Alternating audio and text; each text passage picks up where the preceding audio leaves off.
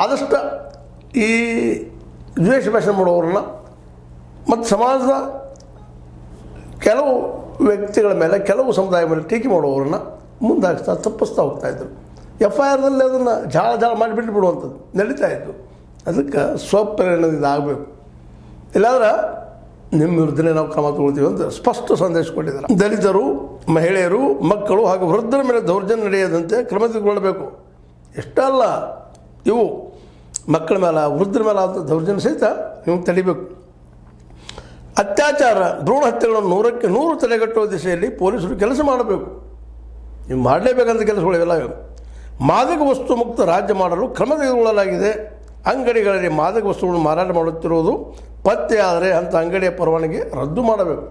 ಇವೆಲ್ಲ ಆಗೋದು ಯಾವಾಗಪ್ಪ ಅಂದ್ರೆ ಪೊಲೀಸ್ ಅಧಿಕಾರಿಗಳು ಸ್ಟ್ರಿಕ್ಟಾಗಿ ವರ್ಕ್ ಮಾಡಿದಾಗ, ಸ್ಟ್ರಿಕ್ಟಾಗಿ ಬದ್ಧತೆ ಆದಾಗ. ಆದರೆ ಇವರು ಮಾಡು ಮನಸ್ಸಿಲ್ಲ ಅಂತಲ್ಲ, ಆದರೆ ಈ ಪ್ರತಿಯೊಂದು ಈ ಕೃತ್ಯದಿಂದ ಇವತ್ತು ನಮ್ಮ ರಾಜಕಾರಣಿಗಳು ಇರೋದರಿಂದಾಗಿ, ಅದರಲ್ಲೂ ಈ ಒಂದು ಪೊಲೀಸ್ ಠಾಣಗಳಿಗೆ PS ಆಗಿರ್ಬೋದು, ಮತ್ತದಾಗಿರ್ಬೋದು, ಅದರಲ್ಲೂ ಮುಖ್ಯವಾಗಿ PSI ಅವ್ರನ್ನ ಅಲ್ಲಿಯ ಲೋಕಲ್ MLAಗಳು ಸಜೆಷನ್ ಮೇಲೆ ತೊಗೊಳೋದ್ರಿಂದಾಗಿ ಸಹಜವಾಗಿನ ಯಾವ್ಯಾವುದೋ ಕಾರಣಕ್ಕೆ ಲೋಕಲ್ MLAಗಳ ಜೊತೆಗೆ ರಾಜಕೀಯ ಜನ ಸಂಪರ್ಕ ಇರೋದರಿಂದ ಆ ಜನ ತಪ್ಪು ಮಾಡೋದ್ರಿಂದ ಪೊಲೀಸರು ಅದನ್ನು ಸ್ವಲ್ಪ ಲೂಸ್ ಆಗಿ ಸಾಹೇಬರು ಫೋನ್ ಮಂತ್ರಿ MLA ಸಾಹೇಬ್ರದು ಅಂತ ಹೇಳುವಂಥ ಪ್ರಸಂಗ ಹೆಚ್ಚಾಗಿದ್ದರಿಂದಾಗೆ ಇಂಥ